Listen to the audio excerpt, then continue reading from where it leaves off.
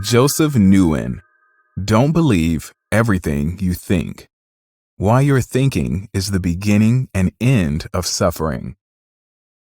From the Buddha to Freud, students of human nature have often noted a paradox in our behavior. No one chooses to suffer, and yet most of us are attached to our own suffering. We know the things we do make us miserable, yet we find ourselves doing them all the same.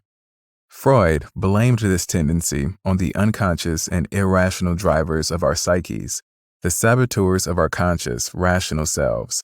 Buddhists, by contrast, don't need to identify hidden agents of unhappiness. For them, the very act of thinking is enough to imprison us in suffering. Buddhists see a clear distinction between pain and suffering. The former is unavoidable. Terrible things that cause us real pain happen all the time. Suffering, however, isn't caused by the disappointments and losses the world inflicts on us. It's a product of our thinking. When we interpret the things that happen to us through angry, resentful, self-hating, and anxious patterns of thought, we prolong and intensify pain. We choose suffering. Surprisingly, breaking this pattern isn't about positive thinking. It's about suspending automatic thinking and allowing thoughts simply to be, without subjecting them to endless loops of interpretation. When we learn to do that, we not only suffer less, we also allow ourselves to tap into our full potential. Sounds wonderful, right? Let's explore how you can achieve this more peaceful state of mind. We create our reality by thinking. Let's start with a timeless question. What is heaven and what is hell? Some religious traditions interpret these concepts literally. For example, many Christians and Muslims view heaven and hell as real places of either absolute goodness or eternal suffering. Most Buddhists, by contrast, conceptualize them figuratively and psychologically. For them, heaven and hell are states of mind, not locations or destinations. An old parable from the tradition of Japanese Zen Buddhism illustrates this idea. It goes like this. One day, a burly, battle-scarred samurai warrior went to visit a Zen master. He found the man meditating in his garden. The samurai, who was more used to issuing commands than discoursing on philosophical subjects, brusquely interrupted the master and demanded an answer to his question. "What is heaven and what is hell?" he boomed. The master opened his eyes and looked up at the samurai. "Why should I tell a rude slob like you, a man who demands rather than asks?" the master said. The samurai was taken aback. Men of his class were accustomed to being treated with deference, and they were known to brutally punish anyone who disrespected them. Outraged, the samurai raised his sword over the master's head. But the master neither flinched nor begged for mercy. He simply and softly said, "That is hell." The samurai froze. He instantly grasped the master's meaning. Anger, resentment, and entitlement had consumed him. For nothing but an inconsequential wound to his ego, he had been ready to kill this man. He sheathed his sword, placed his palms together, and bowed in gratitude for the master's insight. A smile flickered across the latter's face. "And that," he said, "is heaven." What can this parable teach us? The Scottish philosopher Sydney Banks can help us here. Banks argued that we experience reality through our thoughts. The objective world, out there, doesn't cause us to perceive things in a certain light. It's our internal thought processes that shape our perceptions of the world. In other words, we create our reality, good or bad, through thought. As the 17th century English poet John Milton put it, "The mind is its own place, and in itself can make a heaven of hell and a hell of heaven." That's exactly what the master teaches the samurai. The hell the warrior experiences isn't caused by anything in the world. It's self-created, a product of his ego. Heaven, too, is an internal state of mind. He experiences it when he lets go of his ego. Put differently, we live through our perception of reality, not in reality itself. On this basis, reality is nothing but a series of events occurring independently of thought. There is nothing either good or bad, as Shakespeare's Hamlet tells us, but thinking makes it so. Whether we feel positively or negatively about something tells us little about the nature of that thing, but it tells us a great deal about our interpretive methods. Of course, it's natural to interpret certain things in certain ways. For instance, it would be odd to claim that sadness was an inappropriate interpretation of reality if a loved one died. But we don't only suffer for understandable reasons. If that were the case, we wouldn't need sages like the Buddha or analysts of human psychology like Freud. We do need them, though, because we are so often the authors of our own needless suffering.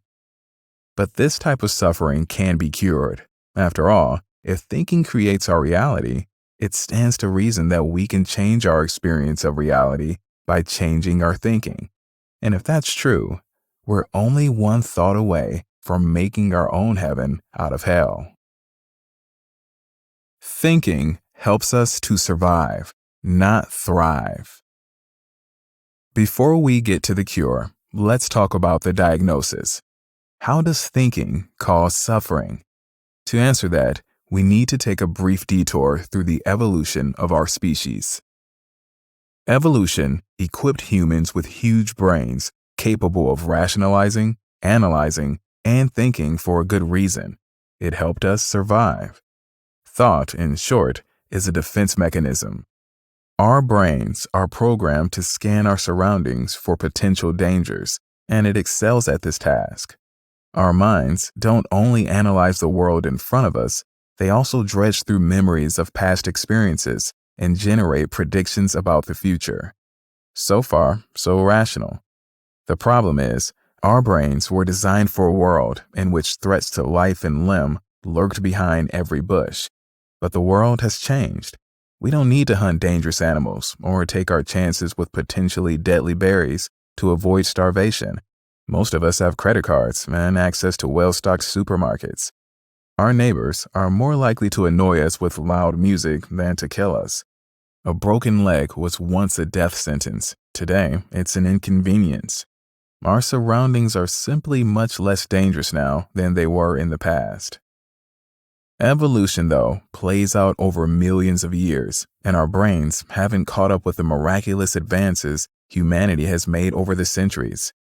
Our bodies live in the information age, but our brains are prehistoric. Adrenaline-charged preparedness for fight or flight made sense in the distant past, but it mostly doesn't today.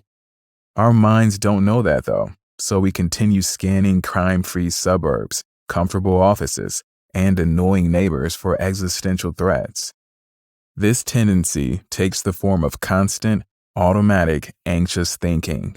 Our danger-obsessed lizard brains cause us to overthink what to wear or eat, to ruminate over old conversations, and to fret about how what we said or did was perceived. They're the reason we second-guess colleagues and bosses, endlessly redraft emails, and convince ourselves minor health symptoms are premonitions of impending death. Worst of all, they make us replay past events on an endless loop, refreshing and prolonging the pain they caused us. This is a recipe for suffering. From a Buddhist perspective, the diagnosis is clear. Much of our misery is caused by our attachment to patterns of thought, which brings us back to the cure. How can we end this needless suffering?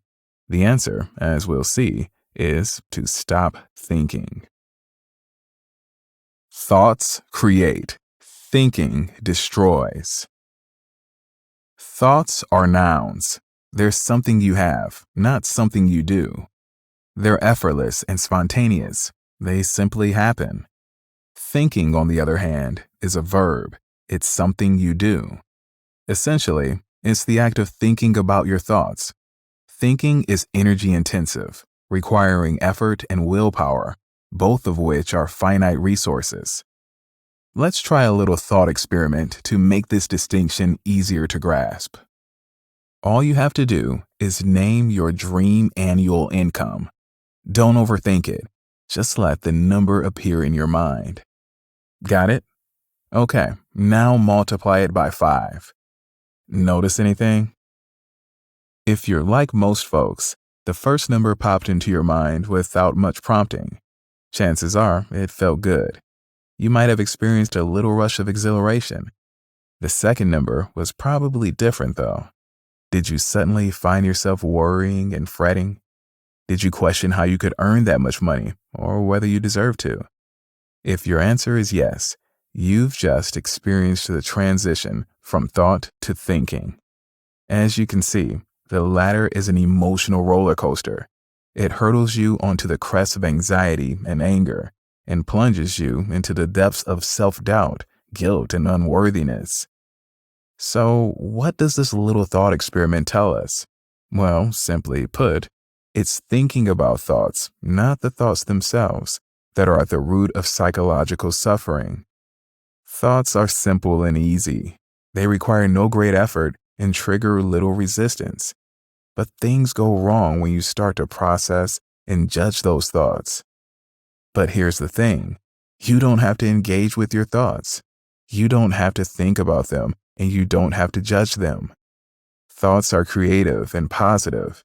They tell you what you truly desire and care about.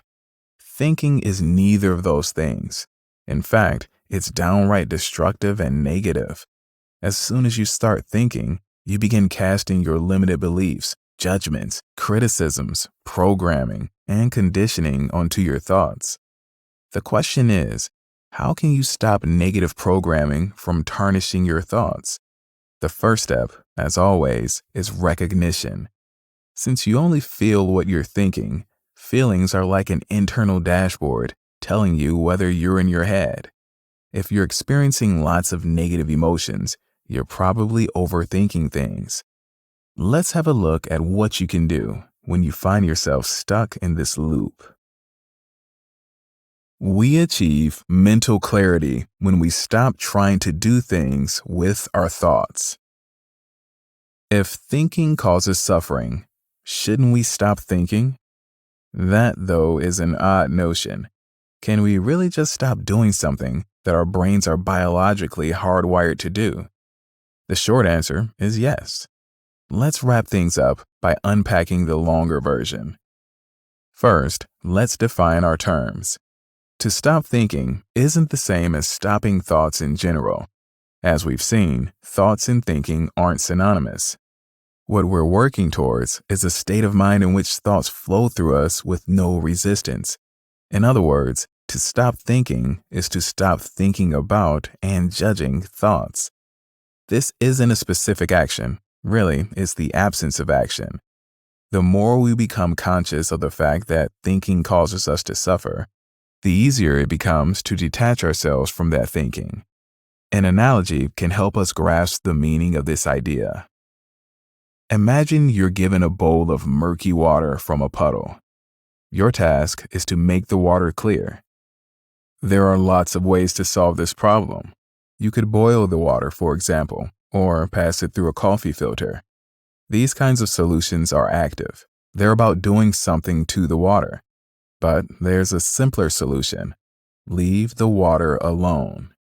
Given enough time, the dirt will settle at the bottom of the bowl and the water will clear itself. The mind works in this way too. We often try to actively boil or filter out thoughts. In other words, we try to do something with them. That is what thinking is. But if we leave them alone, thoughts settle down on their own. Just as undisturbed water tends towards clarity, so do our minds. The key is to avoid agitation. In Japanese culture, this phenomenon has its own word, mushin. It describes a mental state in which the mind is freed from anger, fear, random thoughts, and most importantly, ego. Typically, it's used to describe a martial artist's state of mind during combat, but it also applies to other areas of life. When mushin is achieved, The practitioner is able to react to what's in front of her without hesitation. Rather than getting lost in rambling thoughts or self-doubt, she draws on her training and intuition to act quickly and decisively. In Western contexts, we often use the concept of flow state to describe the kind of mental clarity we achieve when we're completely absorbed in a task. Both flow state and mushin are about being purely present in the moment. Our brains aren't shut off. However, on the contrary, we are usually at our most creative and innovative when we achieve such states. That's because we're not thinking, but rather letting thoughts flow through us. Thinking hinders performance in all areas of life. Hesitation, reluctance, doubt, insecurity, and fears are the byproducts of thinking. By contrast, we're at our best when we enter a state of non-thinking. When we stop thinking, we free ourselves from the ego's limitations and become capable of living up to our full potential.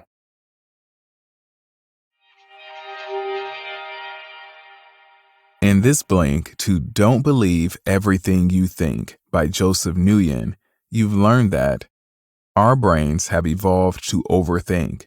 Without minds that were capable of constantly scanning their surroundings for signs of danger, our species wouldn't have made it as far as we have.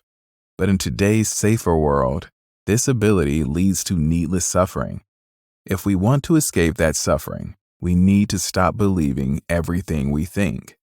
To do that, we must allow thoughts to pass through our minds without judgment or resistance. Japanese culture calls this state of mind mushin. Western culture, a flow state. Both describe a state of liberated non-thinking that frees us from suffering and allows us to unlock our true potential. Thanks so much for listening. Please leave us a rating or a comment. We always appreciate your feedback. See you in the next blink.